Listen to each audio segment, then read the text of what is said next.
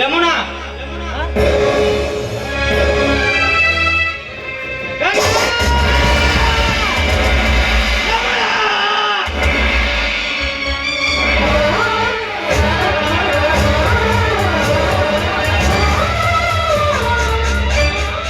ಬಂದರಿ ಯಾಕೆ ಸ್ವಾಮಿ ಈಗ ಬಂದರ ಮಾವ ಈಗ ಬಂದ್ರ ಮಾವ ಬೆಂಕಿ ಹಚ್ಚಿ ಮಾಮ ಸ್ವಾಮಿ ಎಂಬ ಚಂದ್ರ ಮನೆಯಲ್ಲಿ ಎಲ್ಲರೂ ಮಸನವಾದರೆಂಬಂತೆ ಸಕ್ಕಿಲ್ಲದ ಕಾಮಾಟವಾಡಲು ಸಿದ್ಧವಾಗಿ ನಿಂತಿರುವ ಸ್ವಾಮಿ ಎಂತ ಮಾತಾಡ್ತಿದ್ದೀರಾ ನೀವು?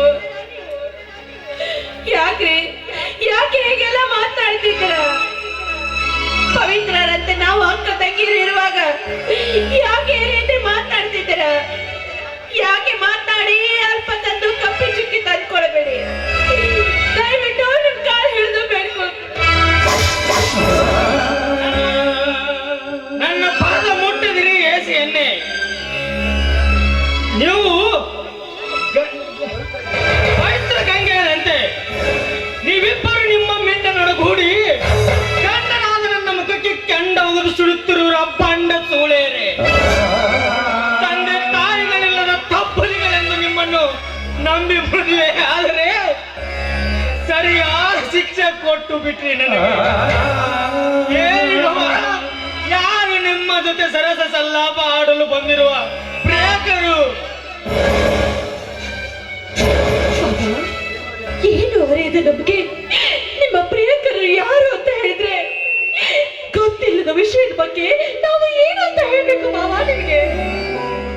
ಗೊತ್ತಿಲ್ಲವೆಂದು ಕತ್ತಿನಾಟ ಹಚ್ಚಿ ನಿಪ್ಪತ್ತಿ ಮಾಡಿಬಿಟ್ಟಿ ನಿನ್ನ ಮನೆತನ ವಂಶ ಜ್ಯೋತಿಯನ್ನು. ಈಗ ನನ್ನ ತಮ್ಮನ ಮಡವಿಯಾಗಿ ಬಂದು ನೀನು ನಮ್ಮೆಲ್ಲರ ಕಣ್ಣಲ್ಲಿ ಮಣ್ಣೆರಚಿ ಗಂಡ ಬಿಟ್ಟ ಕೈಯಾಳಿಯಂತೆ ಬಂಡತನದ ಸೋಳೇರ ಮಸುಕಾಕಿ ಕಳೆದು ಬಿಟ್ರಿ ನನ್ನ ರೈತ ಮನೆತನ ಮರ್ಯಾದೆ. ವೇಶ್ಯರಿಗೆ ಸರಿಸಾಟ್ರೆ ಅಲ್ಲ ಬಾವ. ನಾವಂತ ಹೇಸಿಗೆರ ಮನಸ್ಸನ್ನು ಬದಲಾಯಿಸಿಕೊಂಡು ನಮ್ಮ ಗರ್ಭಿತನಿಗೆ ಯಾವ ಗಾಸು ತಂದುಕೊಂಡಿಲ್ಲ ಬಾವ. ಈಗ ಸೊಸೆಂದಿರು ನಮ್ಮ ಮಾತನ್ನು ನಂಬಿ ಬಾವ. ಆ ರಾಮನ ಎಂತ ದುಷ್ಟ ಕೆಲಸ ಮಾಡಿದ್ರು ಕೂಡ ಅವರ ಹೆಂಡತಿ ಸತಿ ಮಂಟೋದರಿಯಂತೆ ನಾವು ಗಂಗೆ ಅಷ್ಟೇ ಪವಿತ್ರರು ಬಾವ. ಗಂಗೆ ಅಷ್ಟೇ ಪವಿತ್ರರು. ನಮ್ಮ ಮಾತನ್ನು ನಂಬಿ ಬಾವ, ನಮ್ಮ ಮಾತನ್ನು ನಂಬಿ. ಯಮುನಾ, ಹತ್ತು ಹತ್ತು ಮತ್ತೆ ಬಿತ್ತದ್ರು ಈ ಬಣ್ಣದ ಮಾತನ್ನು. ಪ್ರತ್ಯಕ್ಷ ಕಂಡರು ಪರೋಕ್ಷವಾಗಿ ನನಗೆ ಎದುರು ಉತ್ತರ ನೀಡುತ್ತಿರುವಿರಂದಾಗ ನೀನು ಯಾವ ಜಾತಿಯ ಹೆಣ್ಣು? ರಾವಣನ ಹೆಂಡತಿ ಮಹಾಸತಿ ಮಂಡೋದರಿಯಂತೆ ನೀನು ಒಂದು ಗಣತಿಯಂತೆ, ನಾನು ರಾವಣನಂತೆ. ಹೇಳು ಗಂಗಾ, ಯಾವುದು ಸತ್ಯ ಯಾವುದು ಸುಳ್ಳೆಂದು? ಕಾಮಲೆಯಾದವರ ಕಣ್ಣಿಗೆ ಲೋಕವೆಲ್ಲ ಹಳದಿಯಾಗಿ ಕಾಣುತ್ತದೆ ಅಂತೆ. ಏನು ತಪ್ಪು ಅರಿಯಲಾರದ ಹೆಣ್ಣುಗಳಿಗೆ ಈ ರೀತಿ ಮಾತಾಡಿದರೆ ಏನೆಂತ ಉತ್ತರ ಕೊಡಬೇಕು? ಹೇಮರೆಡ್ಡಿ ಮಲ್ಲಮ್ಮ ಮಹಾಸತಿ ಸಾಧ್ವಿಯಂತೆ ಯಾವ ತಪ್ಪು ಮಾಡದ ನಮ್ಮಿಬ್ಬರಿಗೆ ಏನು ಅಂತ ಉತ್ತರ ಕೊಡ್ಲಿ? ನಾವಿಬ್ಬರು ಈ ಪುಣ್ಯದ ಭೂಮಿಯಲ್ಲಿ ಜನಿಸಿದ ಗಂಗೆ ಯಮುನರಷ್ಟು ಪವಿತ್ರರು ಸ್ವಾಮಿ, ಪವಿತ್ರರು. ಸುಳ್ಳು ಸುಳ್ಳು ಸುಳ್ಳು, ನಾನಿದನ್ನು ನಂಬಲಾರೆ. ಪತಿಗೆ ಮೋಸ ಮಾಡಿ ಪಾಪಿಗಾದ ನೀವು. ಸ್ವಾಮಿ ಇಲ್ಲ ರೀ, ಇಲ್ಲ ಅಂತ ಕೆಲಸ ನಾವು ಮಾಡಿಲ್ಲ ರೀ. ನುಡಿಯಬೇಡಿ ಸ್ವಾಮಿ ಎಂಬ ಪವಿತ್ರ ಶಬ್ದವನ್ನು. ಅದು ನನ್ನ ಉರಿಯುವ ಹೊಟ್ಟೆಗೆ ಮತ್ತಷ್ಟು ತಪ್ಪು ಚೆಲ್ಲಿದಂತ. ಗಂಗಾ, ಗಂಡನನೇ ದೇವರೆಂದು ನಂಬಿ ಇಂದು ದೆವ್ವಕ್ಕೆ ಹೋಲಿಸಿದೆಯಲ್ಲ, ಹೇಗೆ ತಾಳಲಿ ತಾಪವನ್ನು? ಒಂದು ಕಡೆ ತಮ್ಮ ಜೈಲಿ ಹೋದನೆಂದು ತಾಪ, ಇನ್ನೊಂದು ಕಡೆ ನಿಮ್ಮ ಕಾಮದ ಚೆಲ್ಲಾಟದ ತಾಪ. ಈ ತಾಪದ ಪಾಪವು ತಗಲುವ ಮುನ್ನ ಒಂದೆರಡು ನಿಮಿಷ ಹಾಕಿ ಕೊಂದಿದ್ದರೆ ಸಂತೋಷದಿಂದ ಸಾಯ್ತಿದ್ದೆ. ಏನು ಅಂತ ಮಾತಾಡ್ತಾ ಇದ್ರ ನೀವು? ನಿಮ್ಗೇನು ಹುಚ್ಚಿದೆ ಬಾಬಾ? ನಾವೇಕೆ ನಿಮ್ಗೆ ವಿಷ ಆಗ್ಬೇಕು?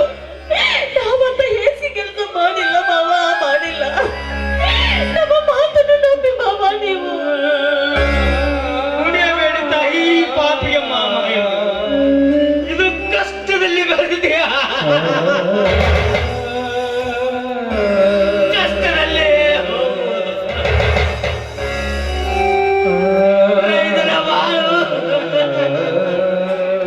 ಬರೀ ಕಣ್ಣೀರೇ ಗೋಳು. ರೈತರ ಬಾಳು ಬರೀ ಕಣ್ಣೀರೇ ಗೋಳು.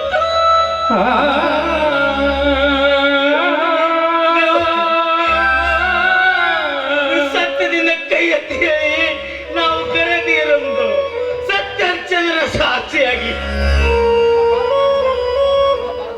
ಸರಿ, ನಿಮ್ಮ ಪಾದ ಸಾಕ್ಷಿಯಾಗಿ ನಾವಿಬ್ರು ಗಂಗೆ ಎಷ್ಟೇ ಪವಿತ್ರ ಸ್ವಾಮಿ.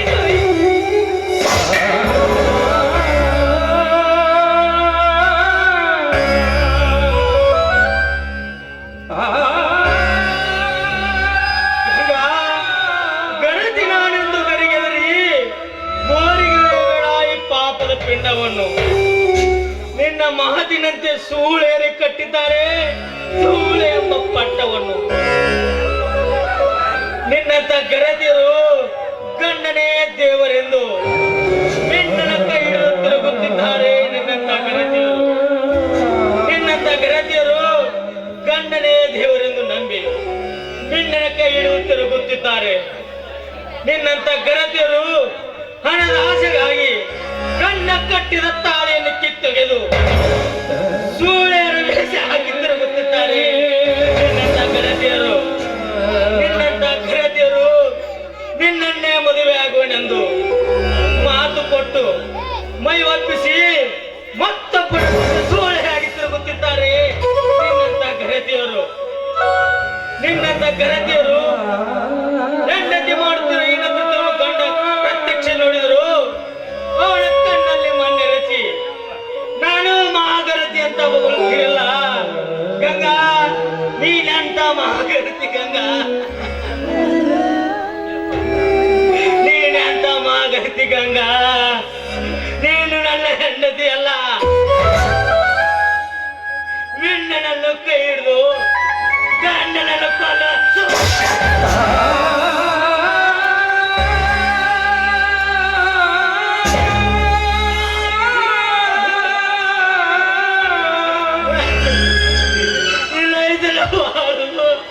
ಬರೀ ಕಣ್ಣೀರಿನ ಗೋಳು.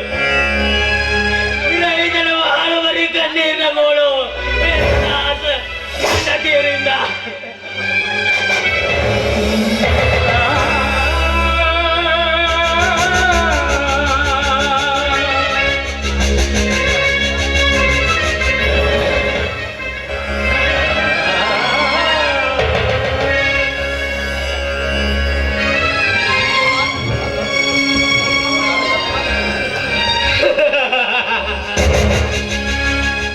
ರೈತನ ಬಾಳು ಬರೀ ಕಣ್ಣೀರಿನ ಗೋಳು. ನಾಡೊಬ್ಬ ಈ ಜಗದ ಉತ್ಸಾಹ. ನಾಡೊಬ್ಬ ಈ ಜಗದ ಉತ್ಸಾಹ.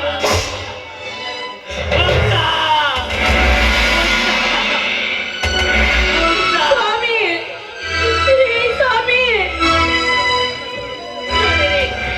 ನಿಮ್ಮ ಹೆಸರನ್ನೆಲ್ಲ ಉಂಡೋ ಪಾತ್ರಕ್ಕೆ, ಈ ಮಣ್ಣಿನ ಪಾತ್ರಕ್ಕೆ ಮಸಿ ಬರುವ ಕೆಲಸ ನಾನು ಎಂದಿಗೂ ಮಾಡಿಲ್ಲ ರೀ, ಮಾಡಿಲ್ಲ.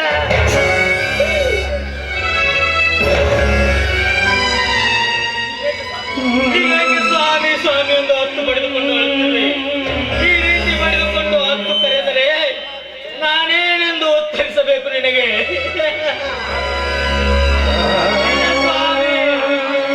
ಸ್ವಾಮಿ ಬಹುದು ಈ ಬಾಳಲಿ ಶಾಂತಿಯಲ್ಲಿದೆ. ಈ ಬಾಳಲಿ ಶಾಂತಿಯಲ್ಲಿದೆ. ಬಿರುಗಾಳಿಯೇ ಬೀಸಿದೆ.